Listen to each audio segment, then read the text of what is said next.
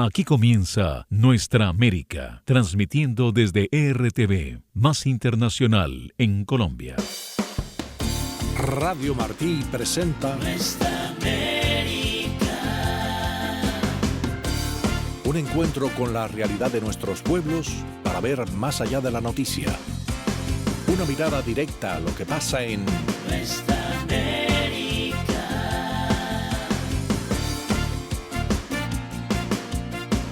Saludos amigos, a esta hora abrimos la agenda de Nuestra América para revisar temas de interés más allá de la noticia. Se cumplió en Barcelona la denominada Cumbre en Defensa de la Democracia, con los autoproclamados países progresistas. Le consultamos a un ex embajador europeo sobre dónde podría encajar este evento o cuál sería su intención. Un contrasentido llamar a quien produce regreso y pobreza, que son las izquierdas duras, progresistas, porque lo único que no hacen es generar progreso. A más de 8 días de las elecciones presidenciales en Perú, el candidato de la izquierda recupera terreno en el escrutinio y podría disputar el balotaje con Keiko Fujimori. Un experto en derecho electoral desde Lima nos actualiza sobre el ambiente de este voto a voto. Roberto Sánchez, que es el candidato de Juntos por el Perú, ha hecho su campaña utilizando el sombrero que utilizaba Pedro Castillo cuando fue presidente, ¿no? Entonces todo indica que hay un amplio sector de la población en zonas rurales, sobre todo en las zonas andinas, que tiene un descontento con el centralismo capitalino de Lima contra la derecha, y por eso que este es un voto de protesta, diríamos, ¿no? Asistencia técnica Tony Simón y Danilo Fuentes Cortés. Producción Hernán Llanes. Somos sus voces informativas, César Grajales y Ricardo Espinosa. Bienvenidos. Nuestra América. De defender el derecho internacional, de defender la paz y de gritar una y mil veces sí a la paz y no a la guerra. Y ha finalizado el fin de semana la cuarta cumbre en defensa de la democracia. Bueno, por lo menos así se llama esta cumbre progresista, cuyos líderes presentes tuvieron como punto en común las tensiones con el presidente de los Estados Unidos, Donald Trump, de forma particular, y aunque no fue mencionado textualmente durante sus coloquios, sí se notaba algún señalamiento. También llegaron y llovieron críticas contra el actuar de la ONU hasta la compleja situación que vive Cuba. Una reunión que deja quizá muchos interrogantes en el aire. Yo creo que es una cumbre por una alternativa en el mundo, no contra.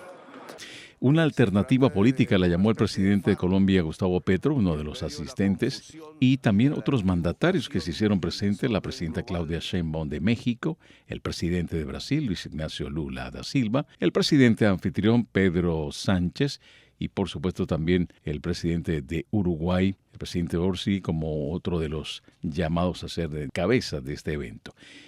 Por eso queremos entender qué fue lo que sucedió allí en Barcelona. Tenemos un invitado de lujo, el doctor Gustavo de Aristegui, diplomático, escritor, abogado, analista, ex embajador de España ante la India. Señor embajador, bienvenido a Nuestra América. Estoy encantado de estar con ustedes. ¿Qué tipo de democracia es la que reza o la que hay que entender en un evento de esta magnitud? Mire, cuando estaba escuchándoles a ustedes hacer la introducción, no sabía si reír o llorar. Primero, esta manía que tienen las izquierdas, que tienen sobre todo cuanto más a la izquierda se mueven, cuanto más radicales son, cuanto menos contacto tienen con la socialdemocracia, y muchos de estos partidos políticos y dirigentes que se han reunido en Barcelona no tienen ya ningún tipo de contacto con la socialdemocracia. De hecho, son prácticamente todos ellos de izquierda dura.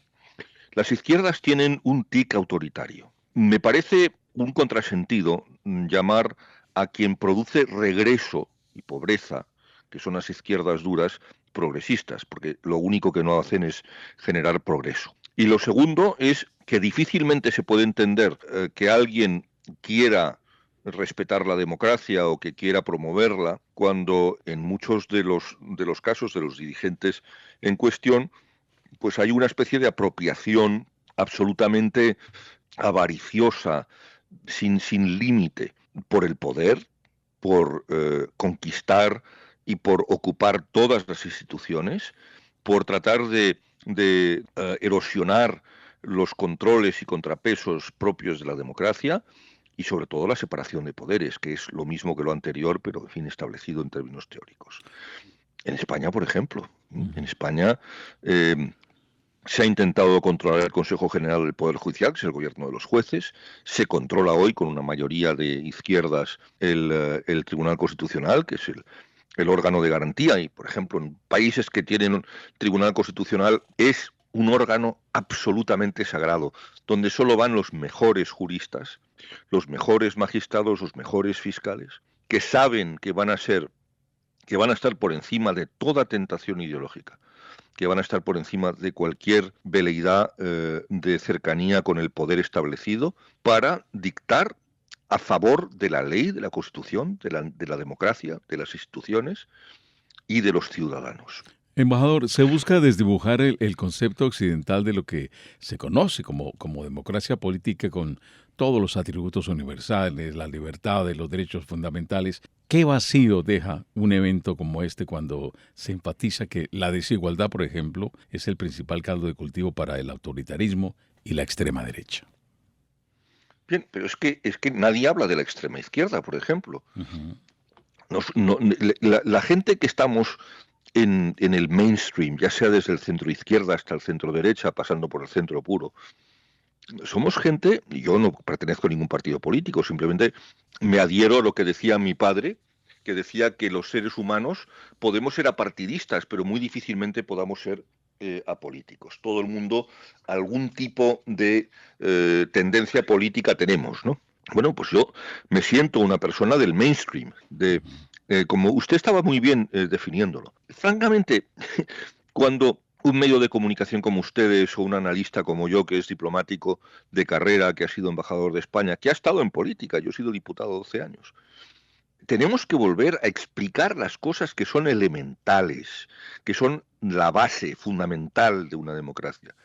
Volvemos a lo de antes: derechos y libertades fundamentales, derechos humanos, separación de poderes, la libertad, el derecho a la vida, a la dignidad, a que todos seamos iguales ante la ley, el Estado de Derecho, que nadie pueda utilizar las instituciones en su propio beneficio, que nadie pueda ocupar más del poder que tiene, que el judicial no se haga con el control del Ejecutivo o del Legislativo, y en un régimen parlamentario. Mire, yo he sido parlamentario de un régimen parlamentario porque es el sistema político que prima en la Europa de hoy, de la posguerra.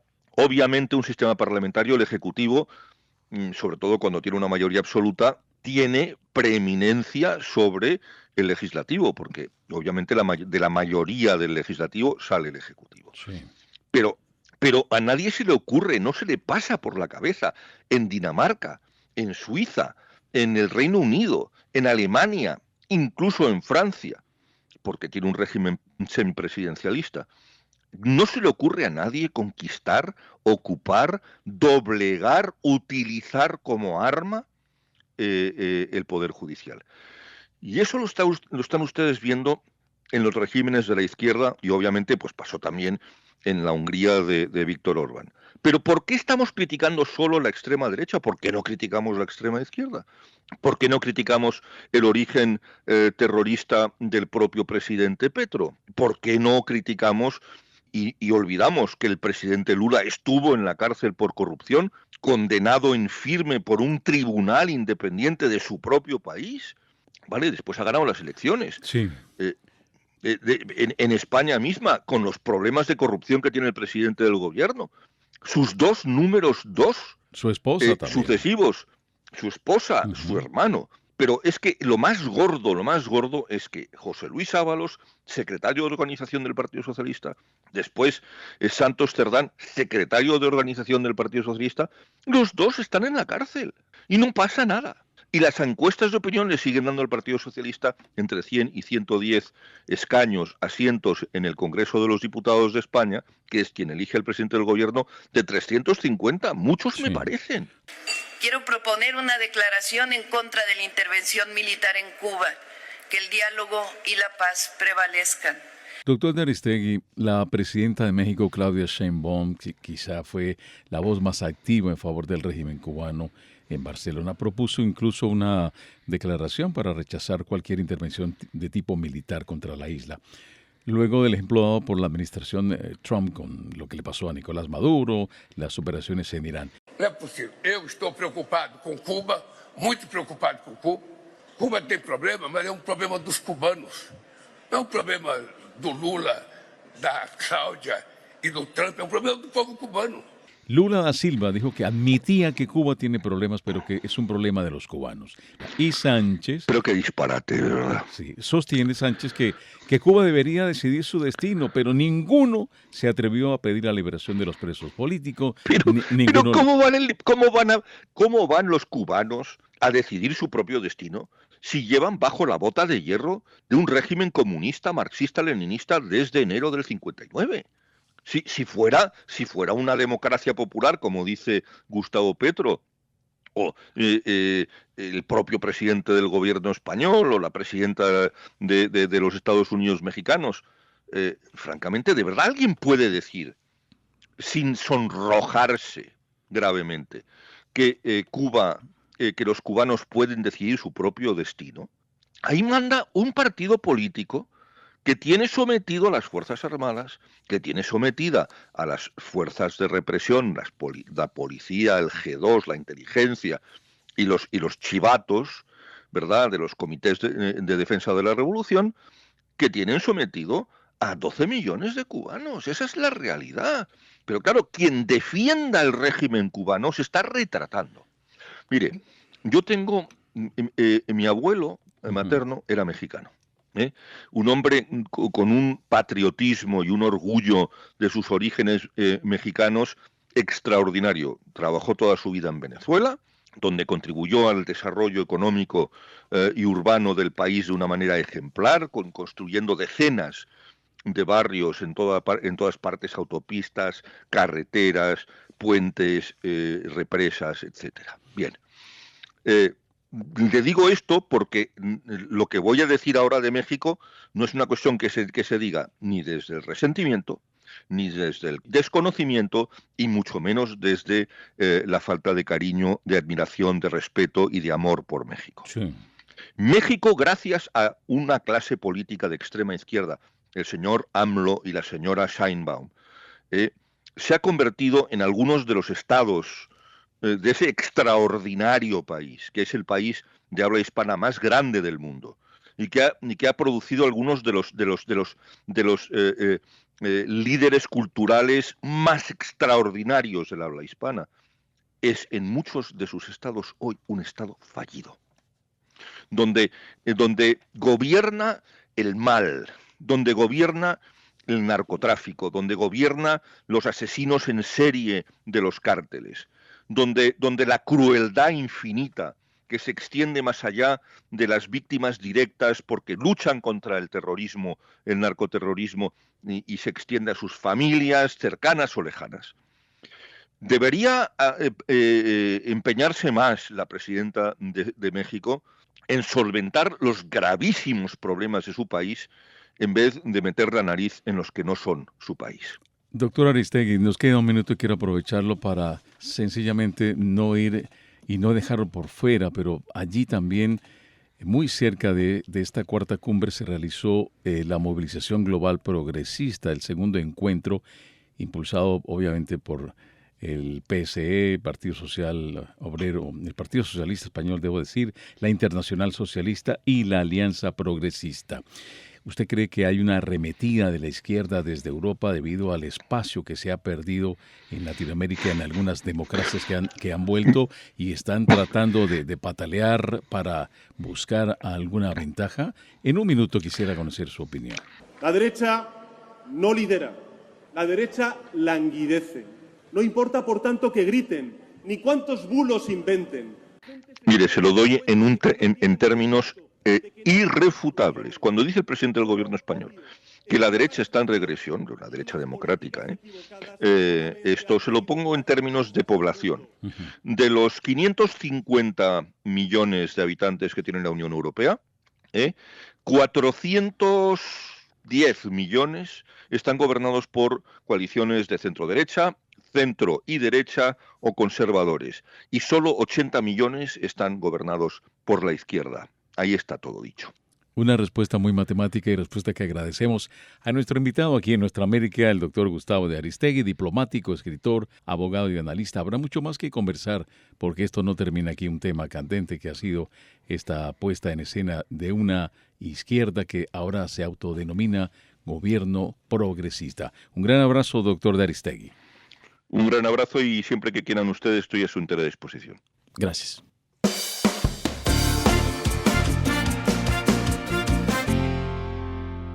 Café Digital. El repaso de la semana a la lista de las noticias más importantes sobre ciencia y tecnología. Café Digital, lo mejor de la semana de la ciencia y las nuevas tecnologías. Un programa donde la comunidad científica y tecnológica tiene su lugar. Café Digital. De lunes a viernes a las 10:30 de la mañana, a la 1 de la tarde y a las 11 de la noche. Por esta Radio Martí y por martinoticias.com. Martí Noticias AM. Conectando a Cuba a través de la noticia. Un recorrido diario por la actualidad de Cuba y el resto del mundo. Sin censura y apegado a los hechos. Martí Noticias AM. A través de Radio Martí 1180 AM y por nuestras frecuencias de onda corta, cubriendo toda la isla. Cada mañana, de lunes a viernes y de 8 a 10, escuchas Martí Noticias AM, la revista informativa matutina de Radio Martí, con los últimos acontecimientos ocurridos en Cuba y el mundo.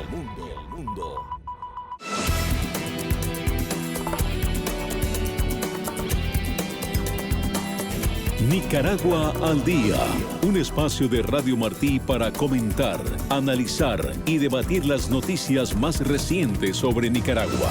Nicaragua al día, conducido por Luis Galeano y con la participación de Edgardo Pinel y Tina Díaz. Nuestra América. Yo entiendo que se ha empezado un proceso disciplinario por parte de la Junta y de cara a la segunda vuelta.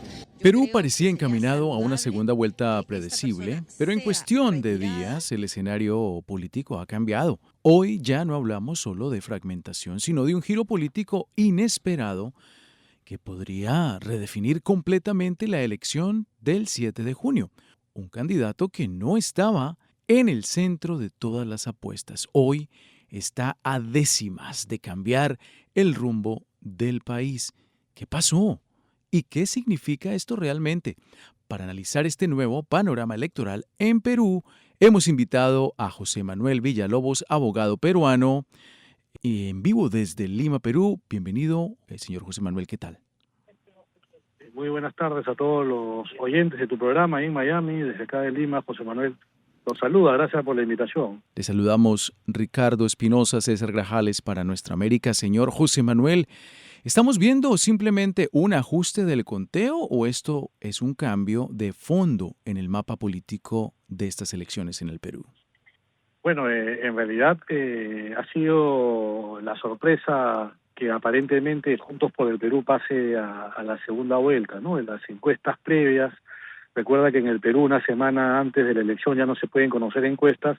Hasta una semana antes todavía había posibilidades de que dos partidos de derecha lo pintan por la segunda vuelta. Sin embargo, en la última semana algunos movimientos en el electorado hicieron, sobre todo en el electorado rural y las zonas andinas, cambie y se volque masivamente a votar por Roberto Sánchez. Para los que... Sí, señor José Manuel, para los que desconocen cómo es el proceso electoral en Perú, ¿qué exactamente ha hecho que cambie este nuevo panorama? Bueno, básicamente en el Perú el voto se decide en los últimos días, ¿no? La decisión del elector puede cambiar hasta último momento. Hay estudios de opinión que han detectado que hay peruanos que un alto porcentaje, de más del 20%, que puede cambiar su voto en la fila. Por lo tanto, las proyecciones de las encuestas hay que tomarlas con muchas pinzas, ¿no? Además hay que tomar en cuenta que en las últimas semanas el candidato de Renovación Popular, Rafael López Aliaga, cometió algunos errores en la campaña, como algunos comentarios muy fuertes contra la población de Andahuayla, sobre todo, que habrían quitado votación. Además que hubo problemas también logísticos el domingo en Lima, que hay mucha población en Lima que no ha votado y que aparentemente hubieran votado a favor de López Aliaga, con lo cual este resultado que está muy apretado no sabemos cómo hubiera terminado, ¿no? Pero señor José Manuel, ¿esto es un voto ideológico o esto es un voto, digamos, castigo al sistema político tradicional? ¿O realmente detrás de esto hay un interés por el señor? Mira, el voto de Roberto Sánchez, que estaría pasando la segunda vuelta, es el voto castillista, ¿no? Es el voto que recuerda, no sé si ustedes saben, pero este señor Roberto Sánchez, que es el candidato de Juntos por el Perú, ha hecho su campaña utilizando el sombrero que utilizaba Pedro Castillo cuando fue presidente, ¿no? Entonces todo indica que hay un amplio sector de la población en zonas rurales, sobre todo en las zonas andinas, que tiene un descontento con el centralismo capitalino de Lima contra la derecha, y por eso que este es un voto de protesta, diríamos, ¿no? Sí, y en este caso, en el hipotético de esa segunda vuelta, el 7 de junio, entre Fujimori y el señor Sánchez, ¿cuáles serían los dos escenarios y qué tan distintos serían si fueran la señora Fujimori, el señor Sánchez, o la señora Fujimori y el señor López Aliaga? ¿Cuáles serían esas dos diferencias? Mira, va a ser muy disputada la segunda vuelta, ¿no? Porque ya los candidatos de izquierda que no han tenido una buena votación y no han pasado por lo menos a la segunda vuelta, ya han señalado que no van a apoyar a la candidata Fujimori, ¿no? Y el problema es que si López Aliaga no pasa a la segunda vuelta, ayer él ha tenido expresiones muy duras contra Keiko Fujimori, la acusa de estar atrás de un fraude en contra suya, por lo cual uno podría pensar que él tampoco la apoyaría en la primera vuelta, ¿no? Con lo que le pone difícil la situación a Keiko Fujimori. Que solamente 80,000 peruanos no votaron, y con su carita de cínica. No es así. Aquí no han votado más de 1 millón de peruanos y usted lo sabe, señor acá. Y en ese sentido, ¿cómo ve usted el panorama para el 7 de junio para Keiko Fujimori exactamente? ¿Qué lugares o cómo podría remontar en ese escenario que fuera Keiko Fujimori y el señor Sánchez? Mira, a diferencia de López Aliaga, que solo ha tenido la mayor votación en Lima capital, Keiko Fujimori ha tenido la más alta votación en muchas regiones del país, es decir, tiene bolsones importantes en el norte y en la selva del país, ¿no? Lo que tiene que trabajar es en los lugares donde no le ha ido muy bien, que son las zonas del sur, en la sierra, es donde tiene que trabajar y tratar de robar votos ahí a Roberto Sánchez, ¿no? Sí. Ahora, es obvio que fuera de Lima, Perú, fuera de Perú, de hecho, mucha gente se pregunta acerca del proceso como tal, electoral. La OEA y otras entidades han dicho que no han encontrado ningún indicio de fraude, pero ¿usted cree que esto puede escalar políticamente o las instituciones están lo suficientemente sólidas como para mantenerse en la línea de lo que han dicho algunos entes de que pues en sí no ha habido este fraude? Bueno, los entes internacionales han señalado que no ha habido un fraude porque no podemos hablar de que ha habido una situación, digamos, direccionada a favorecer o perjudicar a un candidato, ¿no? Pero lo que no han dicho los entes internacionales, por lo menos no lo han señalado así, es que sí han existido graves irregularidades que en este momento han puesto en tela de juicio la credibilidad no solo de las elecciones, sino de la Oficina Nacional de Procesos Electorales, que es la que organiza las elecciones, ¿no? Han habido irregularidades muy graves, producto de la mala organización y de la logística del día de la elección, que sobre todo en Lima, digamos, retrasaron la instalación de las mesas, y es posible que haya mucha gente que no haya podido votar porque eran 12 del día y las mesas no se instalaron y esta gente se fue y no volvió. Ese es el principal reclamo que hace López Aliaga, ¿no? Sin embargo, esas irregularidades trataron de superarse ampliando el plazo de instalación de mesas y de votación hasta las 6 de la tarde, y además que no habría una causal para anular la elección en Lima y volverlas a hacer. Por lo tanto, si bien es cierto son graves irregularidades que en este momento están investigándose si tienen connotación penal, no van a cambiar el resultado final de la elección. Estamos hablando con el señor José Manuel Villalobos, abogado peruano constitucionalista, acerca de las elecciones en vivo desde Perú para Nuestra América. Hay un nuevo Congreso también y esto pues influye mucho en la gobernabilidad del nuevo presidente. Si el electo fuera el señor Sánchez o la electa fuera la señora Fujimori este 7 de junio, ¿qué tan fácil va a ser para cada uno de ellos poder gobernar con este nuevo Congreso? Bueno, ninguno de los dos va a tener una amplia mayoría, tanto en la Cámara de Diputados o la de Senadores. Vemos ahí que hay una fragmentación, solo serían 6 partidos los que van a entrar en ambas cámaras, pero ninguna de ellos tiene, digamos, una bancada sólida como que les permita gobernar solos. Van a tener que tejer alianzas con otras bancadas para tener las mayorías suficientes. Primero, para aprobar los proyectos, iniciativas legislativas que requieran para llevar a cabo sus planes de gobierno. Y segundo, para bloquear cualquier intento de vacancias que en el Perú sabemos que nos han tenido, digamos, como la moda de vacar presidentes a cada rato. Entonces, eso por un lado, ¿no? Sí. Y ahora, en términos económicos, pues hay una particularidad, y es que a pesar del giro político que está viviendo ahora Perú, pues los mercados se han mantenido tranquilos. ¿Hay una desconexión entre la política y la economía en este momento, o qué es lo que genera esa tranquilidad en los mercados hasta el cierre de esta nota? Bueno, pese a la turbulencia política que venimos de hace ya más de 10 años, con más de 8 presidentes que han ido entrando y saliendo, digamos, los mercados, la economía, dentro de todo se ha mantenido estable gracias a que tenemos una moneda fuerte, tenemos un Banco Central de reserva que es autónomo, independiente, con un presidente del Banco Central que es una figura importante, reconocida a nivel internacional, que es el que da la garantía, digamos, a los inversionistas de que la economía, por más que, digamos, la parte política no esté muy tranquila, la economía no se afecte, ¿no? Sin embargo, hay preocupaciones ya porque el candidato Roberto Sánchez, que podría, digamos, que va a pasar a la segunda vuelta y podría ganar la elección, ya ha señalado que él prescindiría del presidente del Banco Central, ¿no? Entonces, eso podría generar algunas alertas, ¿no? Hoy, hace unos días, ayer o antes de ayer, tomando en cuenta que eso podría golpearlo en la campaña, ha señalado que respeta la autonomía del Banco Central, pero siendo un partido de izquierda, ¿no? Sabemos que de llegar al gobierno podría cambiar y volver a su discurso inicial, que es no reconocerle los méritos al Banco Central ni a su presidente, ¿no? Claro, claro. Bueno, el 7 de junio no está tan lejos como pareciera. En su opinión, en su experiencia, ¿quién cree usted que van a ser esas dos figuras que van a estar compitiendo por la presidencia de Perú ese día? Mira, sabemos que Keiko Fujimori ya está en la segunda vuelta. Lo que todavía no sabemos es si va a pasar Roberto Sánchez o López Aliaga. La diferencia en este momento es de 14.000 votos y todavía falta que se resuelvan unas 5.000 actas que están observadas, que van a ir a los jurados electorales especiales, pero los pronósticos que se están haciendo es que la mayor probabilidad de pasar la tiene Roberto Sánchez, ¿no? Pero hoy nuestros equipos desplegados en todo el territorio nacional sí nos dan a nosotros la tranquilidad y la certeza, y exigimos respeto irrestricto a cada voto, que la propia acta va a decir cuál es la voluntad de los peruanos.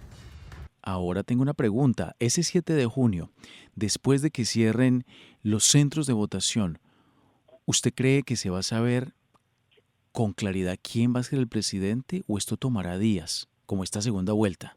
Como esta primera vuelta electoral. Las segundas vueltas suelen ser más rápidas. Recordemos que solo hay 2 candidatos.